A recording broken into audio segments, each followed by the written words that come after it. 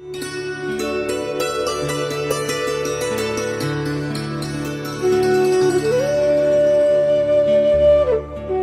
में अर्जुन को स्वयं भगवान कह रहे हैं कि उस परमेश्वर की शरण में जा, उसके लिए उन संतों के पास जा जो तत्वदर्शी हो। इसी प्रकार हजरत मोहम्मद को उनका अल्लाह कह रहा है कि कोई और पूर्ण परमात्मा है।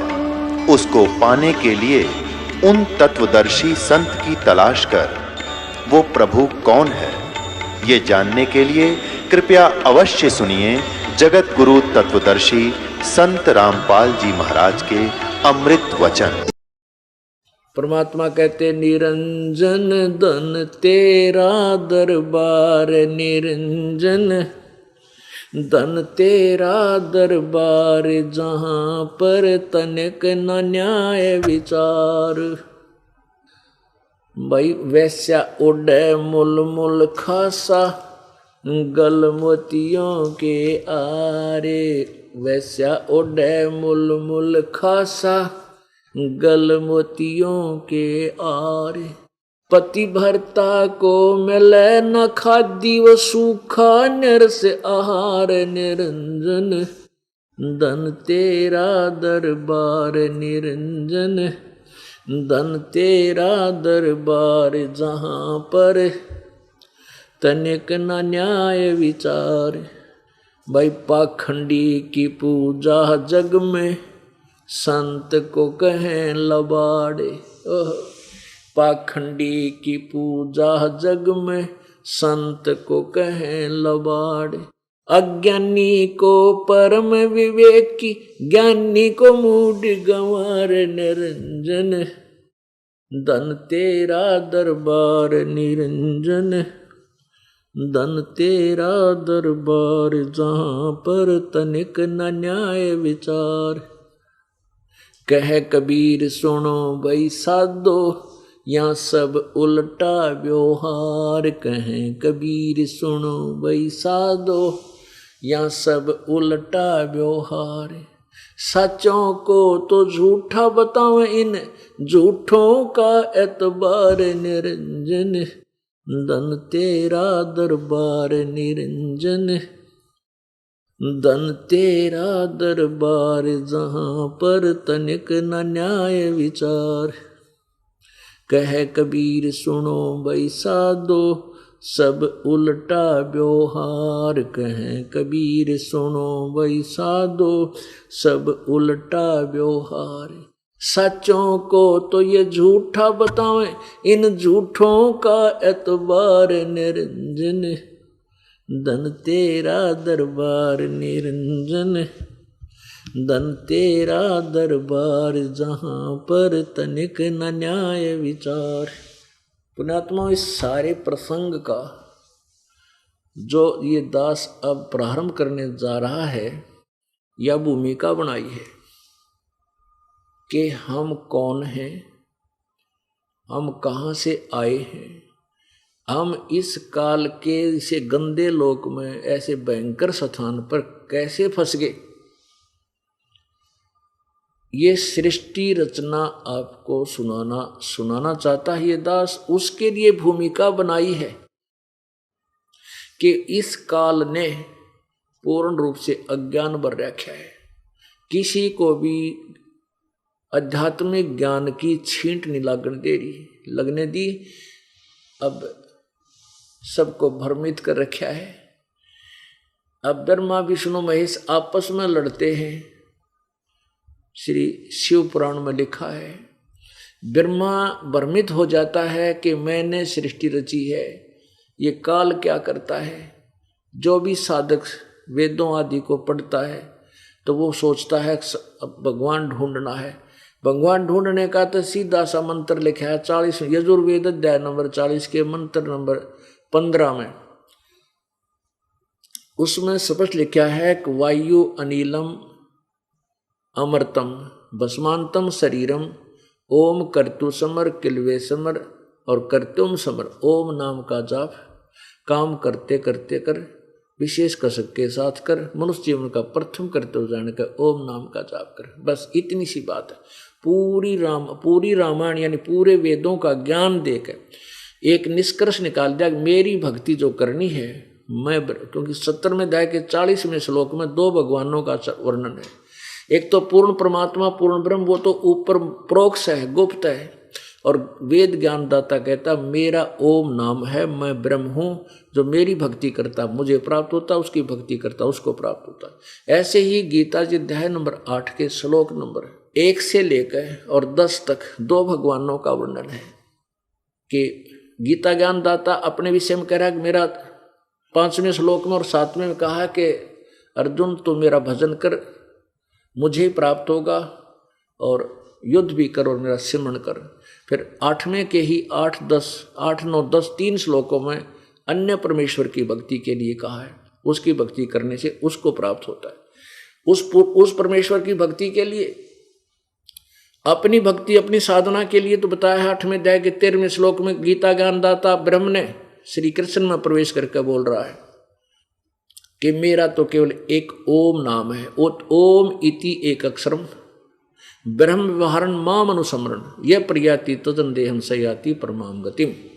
गीता ज्ञानदाता कहता मेरा तो एक ओम नाम है, जो अंतिम श्वास तक मेरा ये सिमरण करता हुआ शरीर छोड़ जाता है। जैसे वेद के यजुर्वेद अध्याय नंबर 40 के मंत्र नंबर 15 में कहा है, वही इसी में गीता जी अध्याय नंबर 8 के श्लोक नंबर 13 में कहा जा रहा है कि अंत में मैं जो शरीर छोड़कर जागा इस मेरे इस ओम नाम के जाप का करता हूँ, तो वो मेरे वाली परम गति को प्राप्त करता है।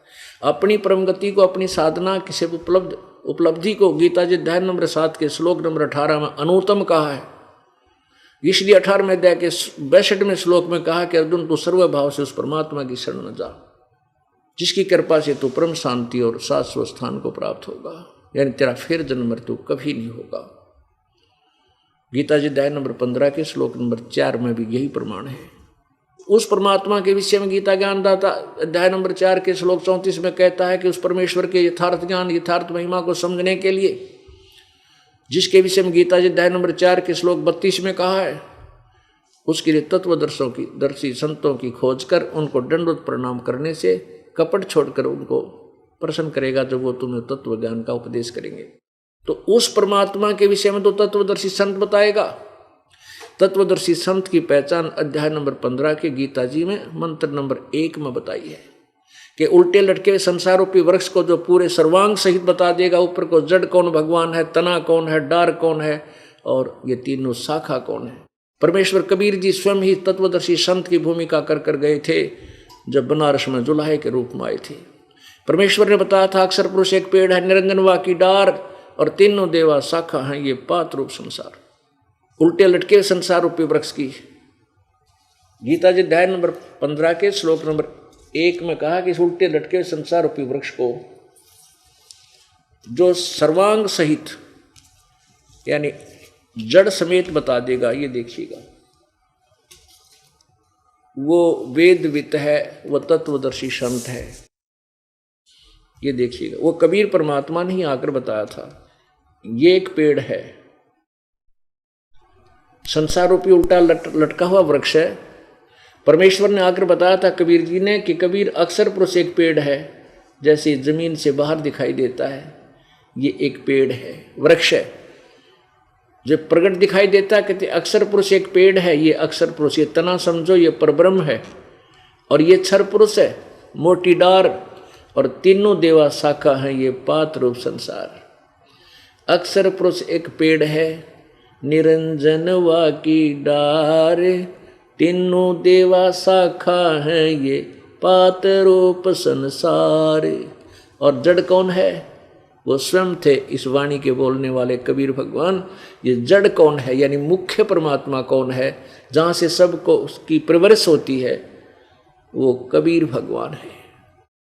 इस पूर्ण ब्रह्म है, परम अक्षर ब्रह्म है, यहाँ से खुराक चलती है, आहार चलती है, तना में तना से, डार में डार से, तीनों शाखाओं में। फिर जो भी इनकी आराधना करे किए हुए जो यहाँ उपस्थित है, ये पात रूप संसार में इन्हीं के माध्यम से यहाँ आती है। लेकिन ये सबको शक्ति जड़ यानी पूर्ण परमात्मा से ही प्राप्त होती है। ये देखिए पवित्र गीता जी अध्याय नंबर 15 का, इसके अनुवादक हैं जय दयाल गोविंद का। ये देखिएगा, ये जय दयाल गोविंद का इसके अनुवादक हैं। 15वें में तत्वदर्शी संत की पहचान बताई है प्रथम ही मंत्र में। ये देखिएगा, अथ पंचदशोध्याय प्रथम ही मंत्र है। ऊर्ध्व मूलम अधः शाखम अश्वत्थम प्राहु अवम छंदासी यस्य प्रणानी ये तम वेद स वेदविद। ऊर्ध्व मूलम अधः शाखम, ऊपर को जड़ वाला, नीचे को शाखा वाला। इन्होंने इसका अनुवाद थोड़ा सा गलत किया है। ऊर्ध्व मूलो माने आदि पुरुष परमेश्वर मूल वाले, इसको हम कुछ ठीक मान लेंगे क्योंकि ऊर्ध्व मूलम का अर्थ ऊपर को जड़ रूपी आदि पुरुष परमेश्वर वाले, ये होना चाहिए। अधः शाखम, ब्रह्मा रूप मुख्य शाखा वाले, नहीं। ये अनुवाद अधः माने नीचे होता, इन्हीं का अनुवाद देखिएगा। ये 2 नंबर मंत्र में, ये 2 नंबर में इन्होंने यहाँ अधः माने नीचे, अधः माने नीचे सीधा, और ऊर्ध्व माने ऊपर, ऊर्ध्व माने ऊपर, अधः माने नीचे, अधः माने नीचे, इस अधः। तो यहाँ हम अधः, हम भी खुद कर लेंगे अनुवाद अब इसका।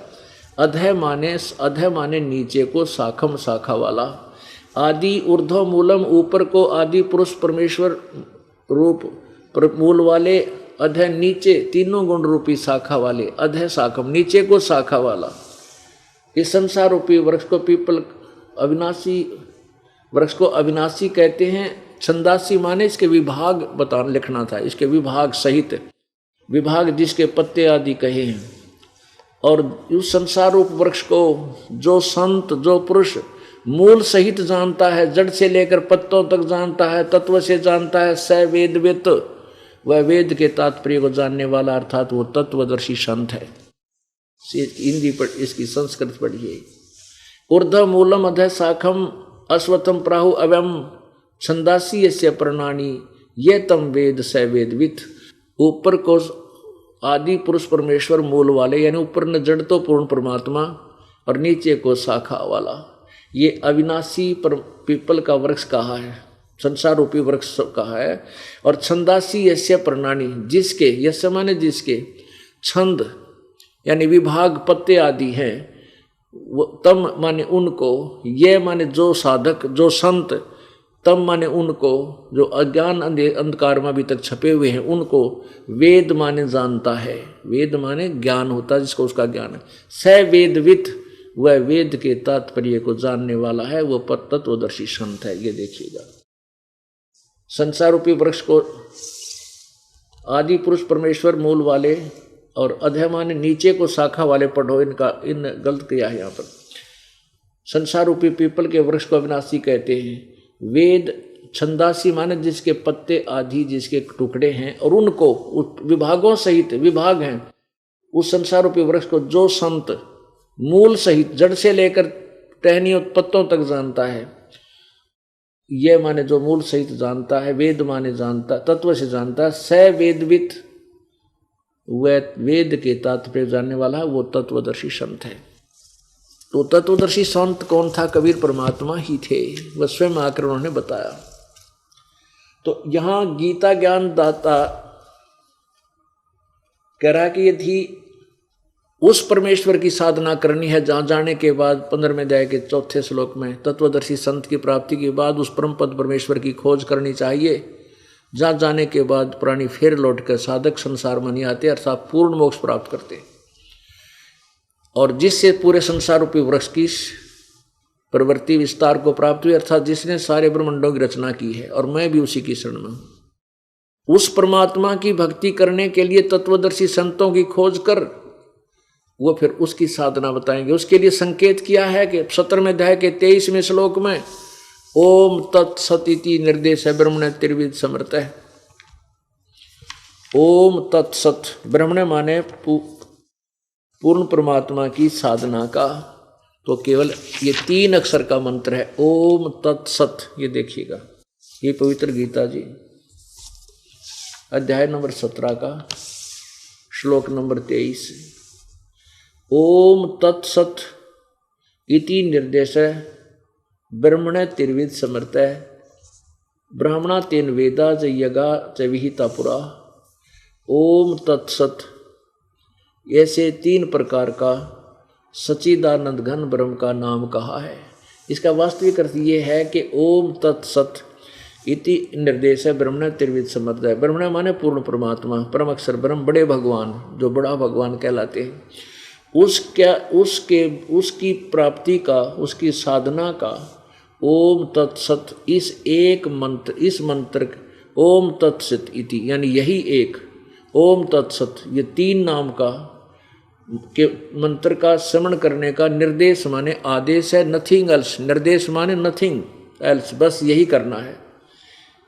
ब्रह्मणे माने सच्चिदानंद घन ब्रह्म का, यानी अपने विषय में तो वो कह रहा 8वें अध्याय के 13वें श्लोक में मेरा तो एक ओम नाम है, और इसके आखिरी सांस तक शरीर छोड़ने तक जो समन करता हुआ प्राण त्याग जाता है तो मेरे वाली गति को प्राप्त होता है। अब देखिएगा, पुण्यात्मा इस पवित्र सदग्रंथों को आपको ऐसा रटा दूंगा जैसे पहली का कैदा होया कर, आपको इसे लगेंगे, क्योंकि ये तो ज्ञान है। जैसे हमने रामायण घोट रखी है, रामायण की कथा हमारे याद से बालक बालक की याद है। महाभारत सिंपल लैंग्वेज में बता रखी, रागनी गागा के रागनी गानियाँ ने, सांगियाँ ने, भजनियाँ ने कति याद करा रखी है।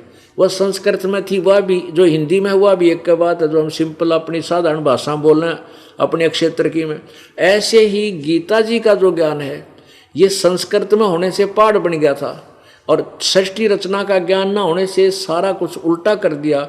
श्री कृष्ण को सुप्रीम पावर मानकर उसके ऊपर फिट कर दिया, जबकि श्री कृष्ण तो एक ब्रह्मांड में एक विभागीय प्रभु है, स्वामी है, एक गुण का यानी रजो सतो गुण का स्वामी है। लेकिन असंख्य ब्रह्मांड का परमात्मा कौन है, उसकी उपमा भी श्री कृष्ण पर ला करके गीता जी के अर्थों का अनर्थ कर डाला। अनुत्तम का अर्थ अति उत्तम कर दिया, वर्तमान ने जाना होता उसका अर्थाणा कर दिया, क्योंकि इनको ज्ञान नहीं था। इन अज्ञानी अनुवाद करता अज्ञानी थे, तत्व ज्ञानहीन थे। अब देखिएगा 8वें अध्याय का 13वां श्लोक, ये 13वां, ये 12, ये 13। ओम इति एकाक्षरम ब्रह्म व्याहरण माम अनुसमरण ये प्रयाति तजंदेहम स याति परमाम गतिम। गीता ज्ञानदाता कहता है कि माम ब्रह्म मुझ ब्रह्म का केवल ओम इति, ओम ही यह एक अक्षर है। व्यवहारण माने उच्चारण करके, अनुसमण माने सुमन करने का, सुमन करता हुआ मेरा एक मुझ ब्रह्म का एक ओम मंत्र है, इसका उच्चारण करके सुमन करता हुआ यह प्रयाति तजन देहम सयाति परमाम गतिम, जो इस अंतिम शरीर छोड़कर चला जाता है, अंतिम सांस तक इस ओम नाम की भक्ति करता है, वो परम गति परमाम गति परम गति को प्राप्त होता है। अपनी ये तो इसका ओम नाम है, और अपनी गति को 7वें अध्याय के 18वें श्लोक में ये गीता ज्ञानदाता कहता है मेरे वाली साधना भी अनुत्तम है। 7वें अध्याय का 18वां श्लोक है। अब क्या बताया है कि उद्धारा सर्वे एव एते ज्ञानी तु आत्मा एव मे मतम। गीता ज्ञानदाता कहता है कि जो 4 प्रकार के भगत थे उनमें से ज्ञानी जो है ये हैं तो सभी उदार माने अच्छी आत्मा, ये मेरे विचार में है, परंतु आस्थित से ही युक्ता माम एवं अनुत्तमाम गतिम, ये सभी श्रद्धालु मेरे वाली अनुत्तमा माने घटिया गति में आस्थित हैं, आश्रित रहे, क्योंकि इनको तत्वदर्शी संत नहीं मिला। तो तत्वदर्शी संत नहीं मिला वो ब्रह्म की साधना करेगा। जिसको तत्वदर्शी संत मिल जाओ तो 3 नाम का जाप करेगा, पूर्ण परमात्मा की प्राप्ति करेगा। इन्होंने क्या किया है, अनुत्तम का अर्थ अति उत्तम कर दिया इन अज्ञानी अनुवादकर्ताओं ने। एक ने नहीं, आप किसी की अनुवाद उठा के देख लो, सब ने एक कुएं का पानी पी रखा है, अति उत्तम कर दिया। अनुत्तम माने अति उत्तम, बैड माने गुड होया करे कदे, बैड का अर्थ गुड लिखे हैं तो कितना बुद्धिमान हो सकता है, सोच लेना। तो क्या कहते हैं समास में, ये अड़ंगा अड़ानी है, कहते हैं समास के अंदर अनुत्तम का अर्थ अति उत्तम हो जाता है। अरे भले आदमियों, वो भी शंका समाधान किया है।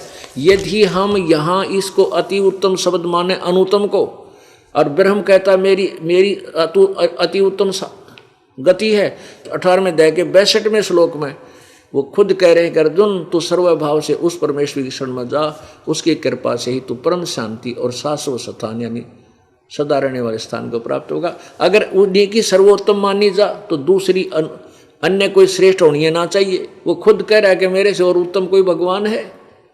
गीता जी अध्याय नंबर 15 के श्लोक नंबर 16 और 17 में 3 भगवान बताए।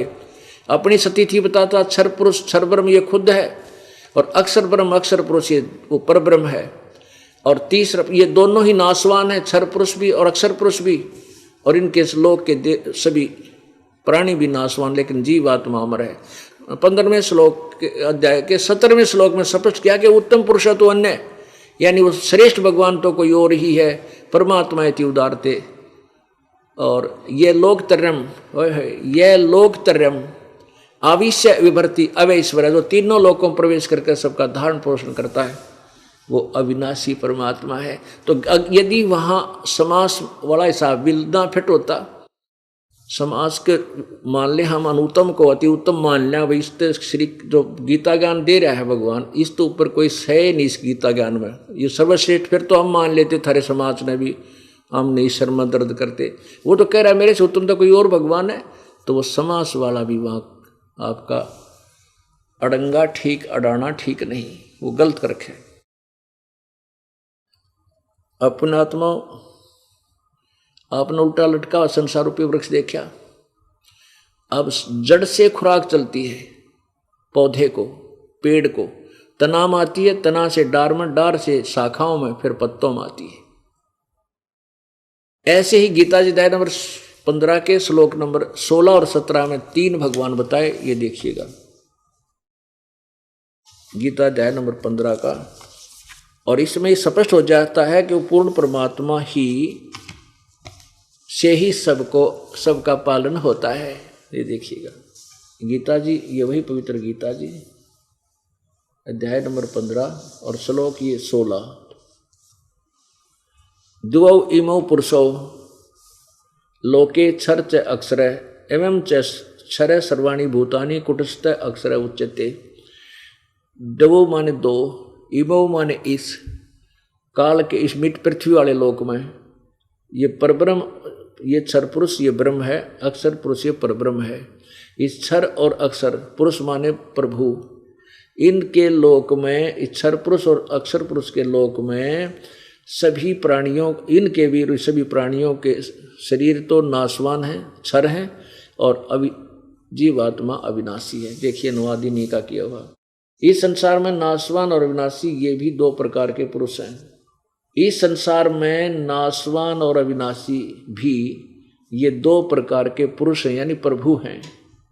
2 प्रकार के प्रभु, पुरुष माने परमात्मा है, भगवान है। और संपूर्ण प्राणियों के शरीर तो नाशवान और जीवात्मा अविनाशी कहा जाता है। ये क्षर पुरुष और ये अक्षर पुरुष, क्षर और अक्षर। क्षर पुरुष ये क्षर तो ब्रह्म है, अक्षर ये परब्रह्म है। पुरुष यहाँ भी लगा सकते हैं, क्षर पुरुष और अक्षर पुरुष ये 2 भगवान हैं। तो यहाँ 2 प्रकार के प्रभु माने, ये पुरुष माने परमात्मा। अगर हम इन्होंने उलझा दिया, यहाँ भगवान ना लिखा, परमात्मा नहीं लिखे, अनाड़ी ज्ञान तो था नहीं। अब यहाँ क्लियर हो जाता है कि उत्तम पुरुष है, यानी उत्तम भगवान, उत्तम प्रभु तो कोई अन्य ही है। उत्तम पुरुष तो अन्य परमात्मा इति उदारते, जिसको भगवान कहा जाता है, वो श्रेष्ठ पुरुषोत्तम तो कोई और है। ये लोकतर्यम आविश्य विभर्ति अवैश्वर है, जो तीनों लोकों में प्रवेश करके सबका धारण पोषण करता है। उत्तम पुरुष यानी उत्तम परमात्मा तो कोई और ही है, जो तीनों लोकों में प्रवेश करके सबका धारण पोषण करता है। अविनाशी परमेश्वर परमात्मा इस प्रकार कहा गया है। अब ये भी क्लियर हो गया कंसेप्ट कि गीता जी अध्याय नंबर 7 के श्लोक नंबर 18 में अनुत्तम शब्द इन्होंने गलत किया, सर्वश्रेष्ठ अति उत्तम गलत कर रखा है। ये कहता है कि मेरी साधना करने वाले की जन्म मृत्यु होती है, पूर्ण मोक्ष नहीं होता। इसलिए वो बिना तत्वदर्शी संत जिनको नहीं मिलता, वो साधना तो करते हैं, नेक आत्मा भी हैं, लेकिन वो मेरे ब्रह्म तो ऊपर उनकी बुद्धि जाती ना, इसलिए वो मेरे वाली अति घटिया व्यर्थ साधना में लीन रहते हैं। अब पुण्यात्माओं, अब ये है वो तत्व ज्ञान परमेश्वर कहते हैं और कबीर जी कहते हैं और ज्ञान सब ज्ञानड़ी, कबीर ज्ञान सो ज्ञान, जैसे गोला तोब का अब करता चले मैदान। अब ये तोब का गोला कभी परमात्मा का ज्ञान, सब वेद सदग्रंथ ऐसे ऐसे खुल जाएंगे। और ये अज्ञानी लोगों बनाए बैठे अकेले दुनिया ने, ये नकली संत ये दुनिया को गुमराह करके इनके जीवन को बर्बाद करें, ये सब अब साफ हो जाएंगे कुछ दिनों में। कुछ दिनों में ये अकेले बैठे पाओगे उन आश्रमों में, इनको कोई सलूट मारनी नहीं रहेगा, इनसे इतनी नफरत हो जाएगी, क्योंकि मनुष्य उनको बर्बाद करें अपने स्वार्थ में। और इस दास ने 10-15 वर्ष हो गए ये जीव घिसाई करते हैं, ये आगे नहीं आने दे रहे, अपने अज्ञान को अड़े बैठे हैं। अब 2 गदर दूंगा इनको सबको, ये बोए नहीं जामेंगे, ऐसा कर दूंगा। नकली संतों रे महर्षियों ये बड़े फिरे थे, दुनिया ने गुमराह कर रहे थे, प्रभु पाक रहे थे। पुण्यात्मा, इनसे बड़ा शत्रु आपका कोई नहीं है, जो मनुष्य जीवन को बर्बाद करे और गंदा ज्ञान प्रवेश करके और काल के मुंह में डाल रहा है। तो या तो ये सीधे हो लेंगे, सरेंडर कर देंगे, और ना इस पलायन कर जाओगे, यहाँ से भाग जाएंगे, सामना नहीं कर पाओगे जनता का। और ये कहेंगे, जनता पूछा करेगी इनसे, तुमने क्या मिल गया अज्ञानियों, इतने दिन के मैं ऋषि पाके पढ़े थे, ये किताब नहीं पढ़ सके, तुम क्या के टीचर थे। सारा दिन राग द्वेष ईर्षा और माया जोड़ने के चक्कर में, बड़े बड़े आश्रम बनाने के चक्कर में, कार कोठिया में घूमने के चक्कर में, और हमें भी बर्बाद करके आप भी नष्ट हो गए तुम। जो इनमें से बुद्धिमान होंगे ये संत तुरंत पकड़ आ जाएंगे और शरण ग्रहण कर लेंगे, सरेंडर कर देंगे, परमात्मा पा लेंगे। यहाँ कोई बड़ा छोटा नहीं है। दास अभिमान नहीं करता कि मैंने ये ज्ञान दे दिया, नहीं, ये दास का ज्ञान नहीं, परमात्मा का ज्ञान है। दास तो पढ़कर सुना रहा है कि ये लिखा था अपने पुस्तकों में, जो ये हमारे गुरु हमारे टीचर नहीं समझा सके, ये अज्ञानी थे। ये हमारा बट्ठा बैठा गए विद्यार्थियों का यानी श्रोताओं का, सबको भूत बनवा दिया, फिर उनके श्राद्ध निकलवाओ, फिर इनके पितर बन गए, अब इनके पिंड भरवाओ, अब वो खाड़े में पाँव और दबा दिया। अब पुण्यात्माओं, ये दास क्या बताना चाहता था कि परमेश्वर कबीर जी ने आके इस काल के जाल को सिंपल लैंग्वेज में, बिल्कुल साधारण सी भाषा में समझाया, अपनी प्यारी आत्मा को मिला करके। अब देखो, अब ये बिचली पीढ़ी होगी, बिचली पीढ़ी है मानव समाज की, कलयुग की, और सभी बहन बेटी भाई बुजुर्ग सब अक्षर ज्ञान युक्त हो गए, शिक्षित हैं, और सदग्रंथ अपने पास है। आज से 600 वर्ष पहले कबीर परमेश्वर इन्हीं सदग्रंथों का ज्ञान बताया करते थे। वो क्या बताया करते थे? वो अब जैसे परमात्मा कबीर जी ने कहा था कि वेद मेरा भेद है, वेद मेरा भेद है, मैं वेदन में नाही, और जौन वेद से मैं मिलूं ये वेद जानते नाही। वेद मेरा भेद है, ये सभी वेद जितने भी ये ज्ञान हैं, ये चारों वेद कहते मेरा भेद है, मेरे विषय में जानकारी दे रहे हैं। लेकिन जौन वेद से, जिस वेद से मैं मिलूं वो ये वेद जानते ना, क्योंकि पवित्र गीता जी अध्याय नंबर 4 के श्लोक नंबर 34 में कह दिया गीता ज्ञानदाता ने कि मैंने जो ज्ञान बताना था मैं बता रहा हूं, और लेकिन उस परमात्मा के विषय में जानना तो उन तत्वदर्शी संतों की खोज कर ले। इससे सिद्ध है कि गीता जी का ज्ञान कंप्लीट नहीं है। अब ओम तत्सत ये सांकेतिक मंत्र है, ओम तत्सत जाप करने का नहीं है। ओम मंत्र ब्रह्म का है, तत् मंत्र परब्रह्म का है, और सत मंत्र ये पूर्ण ब्रह्म का, परम अक्षर ब्रह्म का है। तत् और सत ये गुप्त है। ओम तत्सत ये जाप नहीं है। इसकी 3 विधि से सिमरण होता है इसका, ये 3 मंत्र का जाप बनेगा। और पहला मंत्र ओम और सत तत् ये सांकेतिक है, दास बताएगा, ये दोनों मिलकर सतनाम बनेगा। और फिर सारनाम आपको दिया जाएगा, सत जो सत है वो और जोड़ा जाएगा। फिर ये सत जो एक अक्षर है ये पार करेगा, आपको सतलोक ले जाएगा। और ओम तत्सत ये एक छुड़ावेगा, एक मिलावेगा। तो ये तीनों मंत्र का जाप से आप मोक्ष होगे, वो गीता ज्ञान दाता नहीं जानता। इसलिए इसी प्रकार यजुर्वेद अध्याय नंबर 40 के श्लोक नंबर 10 और 13 में यही कहा है कि कोई तो परमात्मा को उत्पन्न होने वाला यानी जन्म लेकर आने वाला कहता है, कोई कहता है वो निराकार है, जन्म लेता ही नहीं, वो तो आकार में नहीं आता। कहते इस ज्ञान को भी तत्वदर्शी संतों से पूछो, वो बतावेंगे। तो पुण्यात्माओं, इससे सिद्ध है कि वेद ज्ञान और गीता ज्ञान इनकम्प्लीट है, लेकिन गलत नहीं कह सकते, इनको रॉन्ग नहीं है। जैसे 10वीं तक का सिलेबस 10वीं तक का ही होता है, लेकिन वो BA का नहीं है, यानी कंप्लीट पढ़ाई का नहीं है वो। इसी प्रकार परमात्मा ने ये पहले ज्ञान कहा था, वेद मेरा भेद है, मैं वेदों में नाही, मैं इन वेदों में नहीं, अर्थात मैं मिलो वेदन से नाही, मेरी प्राप्ति वेदों में वर्णित विधि से नहीं हो सकती। और जिस वेद से मैं मिलो, ये वेद जानते ना, जिस ज्ञान से मेरी परमात्मा की महिमा की वाणी कबीर वाणी है। इस कबीर वाणी में परमेश्वर ने आकर स्वयं ही निर्णायक ज्ञान दिया है, कंप्लीट नॉलेज दे रखा। कहते वो इन चारों वेदों में है नहीं, वो वेद जानते ना। अब देखो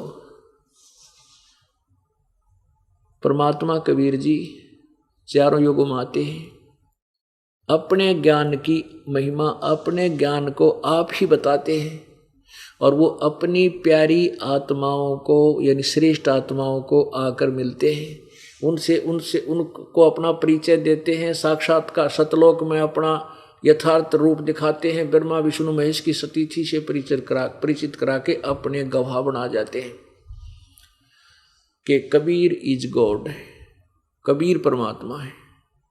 इसी का प्रमाण वो वेद दे रहे हैं। अब देखिएगा, कुछ संकेत आपको देते हैं कि वेद क्या बताते हैं उस कबीर परमात्मा के विषय में। देखिएगा, ऋग्वेद मंडल नंबर 9 और सूक्त नंबर 86 और मंत्र नंबर 26-27 में। ये देखिएगा पवित्र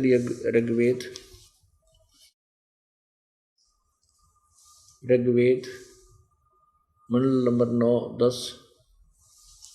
यहाँ देखिएगा ये कहाँ से प्रकाशित है। प्रकाशक है सर्वदेशी कार्य प्रतिनिधि सभा, मैरिज सिद्धांत भवन, रामलीला मैदान, नई दिल्ली। यहाँ देखिएगा अध्याय नंबर 9 और सूक्त नंबर 86 और इसके मंत्र नंबर 27 में। कितना निर्णायक ज्ञान दिया है भगवान। ऋग्वेद मंडल नंबर 9 सूक्त 86 मंत्र 26 में, यज्ञ करने वाले यजमान के लिए परमात्मा सब रास्तों को सुगम करता हुआ उनके विघ्नों को यानी आपत्तियों को मर्दन करता हुआ नष्ट करता है, और उनको पवित्र करता हुआ और अपने रूप को सरल करता हुआ। अपना जो वास्तविक रूप है परमात्मा का वो बहुत तेजों में है, उसको हल्का कर लेता है मनुष्य। अच्छा, वह कांति में परमात्मा कबीर, ये देखो यहाँ कबीरतो, हम इसको कबीरतो कहते हैं, कबीर। इन्होंने इसको कबीर लिख दिया, हम इसको कबीर बोल दें, कबीर है। यहाँ लिख दे हुआ परमात्मा कबीर है, बस साढ़े सर्वज्ञ की जगह कबीर लिख दे। अब जैसे ये यजुर्वेद है, ये क्या करते हैं व्याकरण के चक्कर में अपना ये सारा ज्ञान बना देते हैं। अब देखो ये यजुर्वेद है, ये पवित्र यजुर्वेद है, ऊपर रह लगा है, इसके यहाँ 2 अपसर्ग लगा दें या ऐसे रह लगाकर नीचे हलंत लगा दें, यजुर्वेद अलग अलग करके भी हम पढ़ सकते हैं। यदि 2 अपसर्ग लगा दें तो भी ये पुस्तक यजुर्वेद ही बोली जाएगी जब जहाँ इस यजुर्वेद का ज्ञान होगा। तो ऐसे ही ये कबीर देव है, यहाँ इन्होंने लिख दिया कि वह अपने यजमान माने अपने पुजारियों का, अपने भक्तों का के सब रास्तों को सुगम करता हुआ और उनके विघ्नों को नष्ट करता हुआ मर्दन करता है, और वह पवित्र करता हुआ है। फिर देखिए ये कबीर तो ऋग्वेद मंडल नंबर 9 सूक्त 86 का मंत्र 26 है। यज्ञ करने वाले यानी साधना करने वाले के लिए परमात्मा सब रास्तों को सुगम करता हुआ उनके विघ्नों को, उनके दुख संकटों को मर्दन करता है, नाश कर देता है और उनको पवित्र करता हुआ और अपने रूप को सरल करता हुआ तेज पुंज तंदे धर कैसवी धम को भेंटी, हल्का तेज पुंज का शरीर बनाकर आता है। वह कांतिमान परमात्मा कबीर है।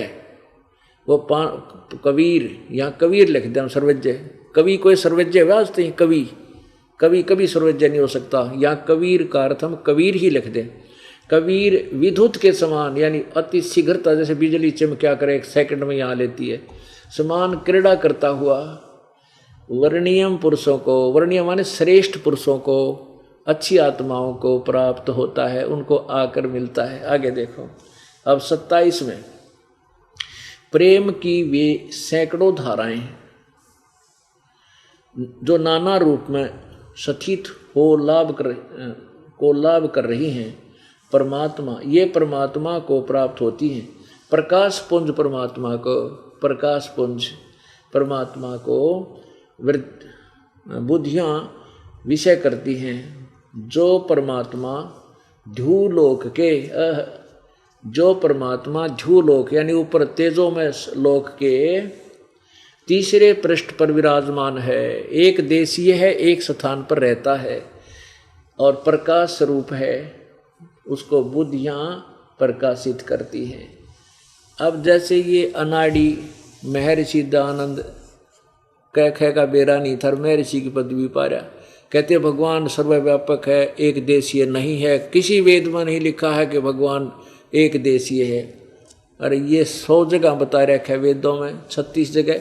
अब इससे सिद्ध है कि वो परमात्मा अपने श्रेष्ठ भक्तों को आकर मिलता है और अपने ज्ञान का प्रचार करता है।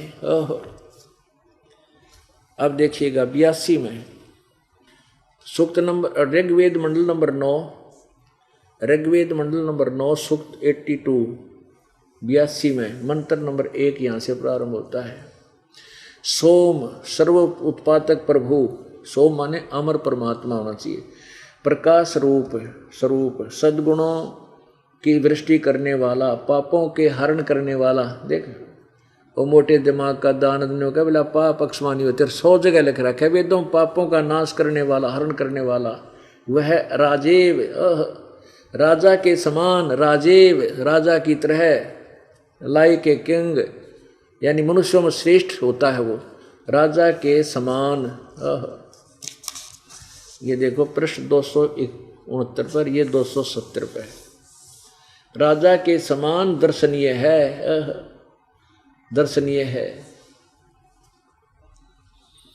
वह पृथ्वी आदि लोकांतरों के चारों ओर शब्दमान हो रहा है। वह वर्णीय पुरुषों को, श्रेष्ठ भक्तों को, पुरुषों को यानी दृढ़ भक्त हैं, जो दृढ़ भक्त हैं उसको पवित्र करता हुआ प्राप्त होता है।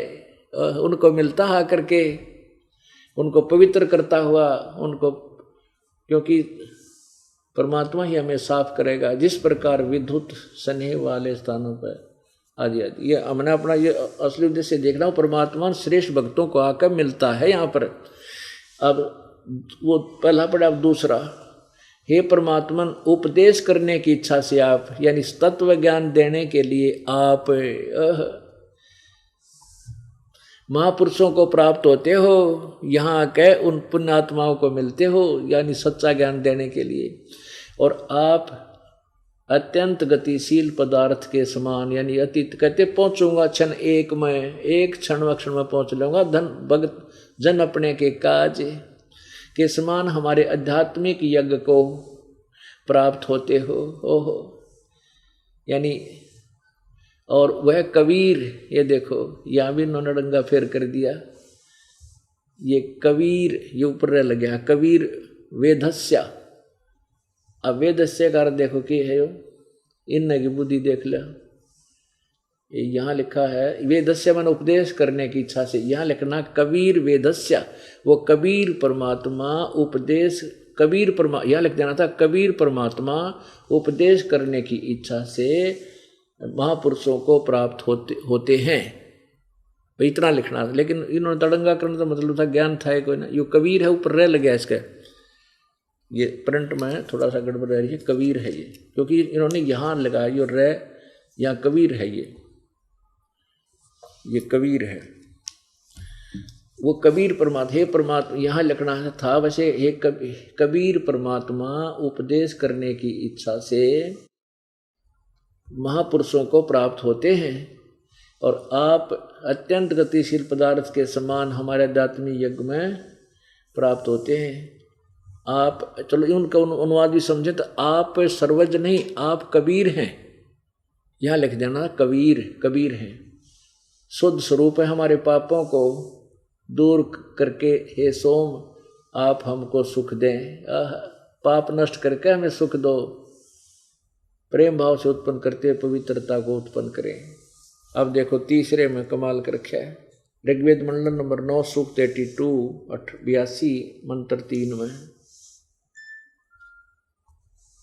पवित्र यज्ञों में रक्षा से आप प्राप्त होते हैं। पवित्र यज्ञों में जहाँ शास्त्र अनुकूल साधना होती है वहाँ परमात्मा आप प्राप्त होते हैं, वहाँ पहुँचते हैं। और पृथ्वी आदि लोकांतरों में गति करते हुए घूमते, कहते गोता मारू स्वर्ग में जा बैठूं पताल, कह कबीर ढूंढता फिर वो अपने हीरे माणिक लाल। सर्वव्यापक आप, सर्वव्यापक बना आप स्वयं गतिशील होकर चलकर विराजमान होते हैं। आप कैसे हैं? आप सबके तर्पक हैं और सबके रक्षक हैं, बड़े से बड़े गतिशील पदार्थों के नियंता हैं, पृथ्वी आदि लोकांतरों के केंद्र होकर सब पदार्थों को की रक्षा करते हैं। अब इससे सिद्ध है कि वो परमात्मा कबीर परमात्मा कबीर देव मनुष्य जैसा है, राजा के समान, यानी क्योंकि यहाँ आकर के परमात्मा जब आता है तो बहुत बड़े एक वृंद का, बहुत बड़े भगत वृंद का, समूह का एक मुखिया होता है, गुरु होता है। तो ऐसे कहते हैं आप एक राजा की तरह बहुत बड़े समूह का कि महाराज होते हो, महाराज समझो उस शब्द इनका यहाँ है, और अपने श्रेष्ठ भक्तों को आकर आप मिलते हो। अब वो परमात्मा स्वयं आकर के अपने यथार्थ ज्ञान को देते हैं। अब और दिखाते हैं पुण्यात्माओं, क्योंकि आप इतनी दूर से आते हो, काम अपना कार्य छोड़ कर आते हो, तो आपको यहाँ बैठकर कितने सुविधा आपको दी है परमात्मा ने हम दासों के माध्यम से। आप इतनी प्यारी आत्मा हो परमेश्वर की, पहले तो आपको घर से लाए प्रेरणा करके, आपके काम की व्यवस्था करी, फिर यहाँ हमारी ड्यूटीदार रखी, आपके आने से पहले मैट बिछाएं, हमारे बच्चे रोटी खाना व्यवस्था करें, और फिर अमृत वर्षा आपको ये दूध पिलाया जाता है परमेश्वर की अमृतवाणी का। आपको आपकी आत्मा को पाला जा रहा है जैसे बच्चे को माँ पिलाया कर दूध। तो अब आपने थोड़ा सा समय भी इसमें देना पड़ेगा, क्योंकि यह नींद तो दुश्मन है। अब तो हम चल मस्ती मार लेंगे, सो जाएंगे, कोई ना उठावेगा सवेरे तक, फिर बनाएंगे कुत्ते गली में सोएंगे, 1 सेकंड नहीं सोने दे कोई। कभी कोई बैल आ रहा है, कोई मोटरसाइकिल ट्र करेगा, और वो फिर देख कर भागेगा, फिर कोई ना सोने दे आपको। तो अब थोड़ी सी नींद को कम करके हम सावधान होकर डर के ये ज्ञान ग्रहण करें। अब आपको बताते हैं वो कबीर परमात्मा अपने यथार्थ ज्ञान को स्वयं ही लेकर आता है। यजुर्वेद अध्याय नंबर 29 के मंत्र नंबर 25 में देखिएगा। पवित्र यजुर्वेद, ये महर्षि दानव सरस्वती द्वारा ही इसका अनुवाद है। ये कहाँ से प्रकाशित है? सार्वदेशिक कार्य प्रतिनिधि सभा 2/5 महर्षि दानव भवन, रामलीला मैदान, नई दिल्ली से। इसका 29 ये देखिएगा, ये 29वां का 25वां श्लोक आपको दिखाएंगे, मंत्र दिखाते हैं। इसमें स्पष्ट लिखा है कि वो कबीर परमात्मा अपना चिकित्वान यानी स्वस्थ ज्ञान लेकर के स्वयं ही प्रकट होता है। ये देखो, यो है 29, 1 कम 30। यह संस्कृत है जिसे हम पाठ समझ रहे थे। अपने पूर्वज पहले सीधे ने बोला, अरे 1 कम 30, ये 29, 1 कम 30 यानी 29वां अध्याय है। ये है 25वां मंत्र। समीदो अध्याय मनुष्य है दुरोणे, देव है देवान यज असी जात वेद आ च वह मित्रम है चिकित्सवान तवम दूत कबीर असी परचेता। अब देखो, कबीर असी परचेता, चिकित्वान मित्रम है। अब इसका अर्थ यह है कि मनुष्यों के इस शरीर रूपी घर में जो है ये समीधा माने वर्तमान में जो उस समय जैसे जब परमात्मा आते हैं उस समय इन मनुष्यों को एक अज्ञान रूपी शिक्षा दी गई होती है उन अज्ञानी दूतों को द्वारा। तो वो जो वास्तविक पूजा है उससे अपरिचित होते हैं।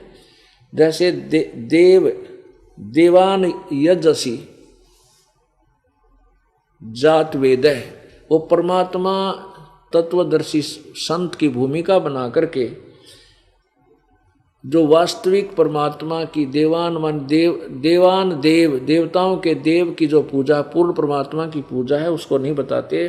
तो वो परमेश्वर स्वयं ही कबीर चिकित्वान तवम दूत कबीर असी परचेता।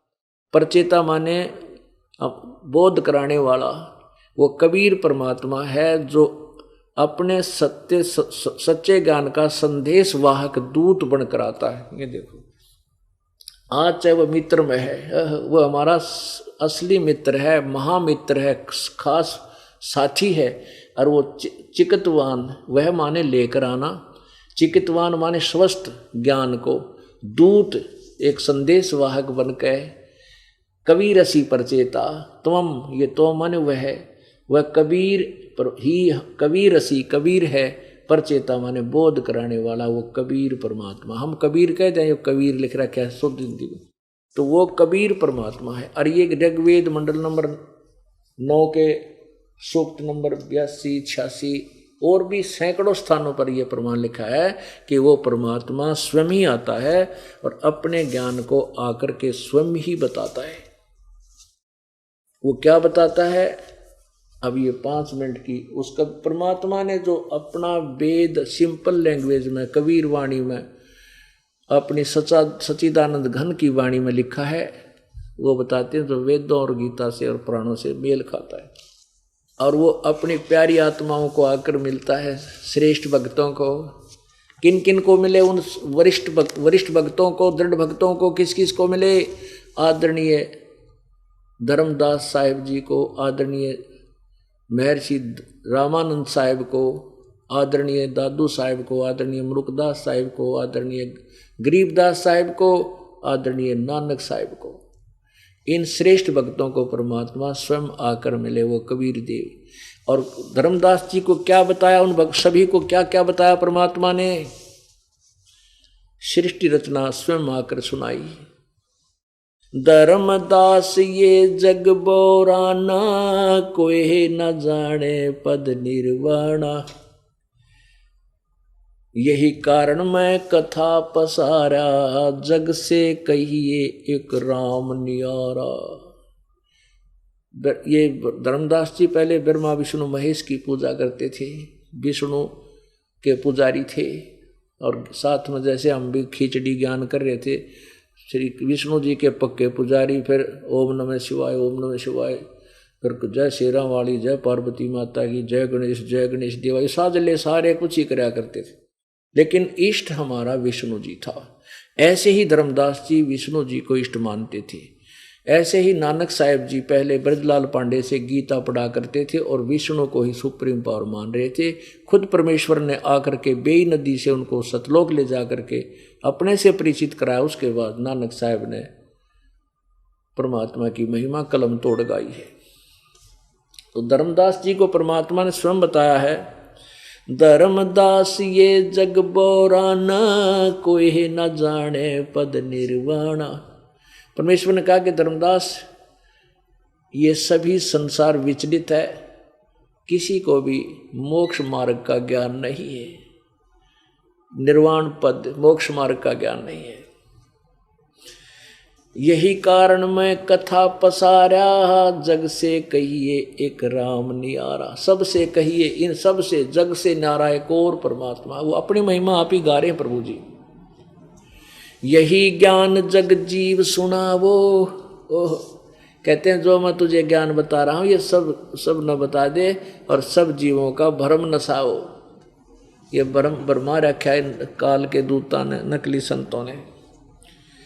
यही ज्ञान जग जीव सुनावो, सब जीवों का भरम नसावो। अब मैं तुमसे कहूँ चिताई, तेरे देवन की उत्पत्ति भाई। अब धर्मदास जी वो घिसा पिटा लोक वेद सुन रखा था, ब्रह्मा विष्णु महेश अजर बजमर है, इनके कोई माता पिता नहीं, सर्वेश्वर महेश्वर कालज मृत्युंजय, पता नहीं क्या संज्ञा दे रहा था। तेरा गजब हुई हो। अब परमात्मा कह रहे हैं अब मैं तुमसे कहूँ चिताई। तू कह रहा था ब्रह्मा विष्णु में इसके माता पिता कोई नहीं है, अब मैं तीनों देवताओं की कैसे जन्म हुआ इनकी उत्पत्ति बताता हूँ तेरे को, तेरे ब्रह्मा विष्णु महेश की, रजगुण ब्रह्मा सतगुण विष्णु तमगुण शिव जी की। कुछ संक्षेप कहूँ गौराई, सब संशय तुम्हारे मिट जाई। कहते कुछ संक्षिप्त सा बता दूंगा, इससे मैं तेरे सारे संशय खत्म कर दूंगा। भरम गए जग वेद पुराना, आदि राम का भेद न जाना। राम राम सब जगत बखाने, आदि राम कोई बिरला जाने। राम राम तो सब कहें भगवान भगवान, वो आदि राम सबसे पहले वाला परमात्मा सदा वाला भगवान कौन है कोई नहीं जानता, कोई बिरला जाने। अब मैं तुझे जो कथा सुनाने जा रहा हूं इसको कहते हैं बुद्धिमान सुनेगा तो इस ज्ञान को सीने से लगाएगा। कमाल हो गया, कति कलम तोड़ रखी है ज्ञान के, सही बात बता दी। और मूर्ख सुनेगा तो उसका समझ में नहीं आने गया, झूठ बोला बकवाद करे। तो कहते हैं जो मैं कथा सुनाने जा रहा हूँ या कड़वी कुनीन है, और बुद्धिमान तो कुनीन खा लिया करे, भाई रोग इससे तो कटेगा तो खानी पड़ेगी, कड़वी दवाई है। और मूर्ख थूक देता है, वो मृत्यु को प्राप्त हो जाता है। जो इस सच्चे तत्व ज्ञान रूपी कड़वी कुनीन को जो नहीं स्वीकार करेगा वो काल के मुंह में चला जाएगा। और जो इसको फांकी मार गया, सुन गया और इसके अनुसार ढल गया तो वो मोक्ष हो जाएगा उसका। ज्ञानी सुने सो हृदय लगाई, मूर्ख सुने तो गम न पाई।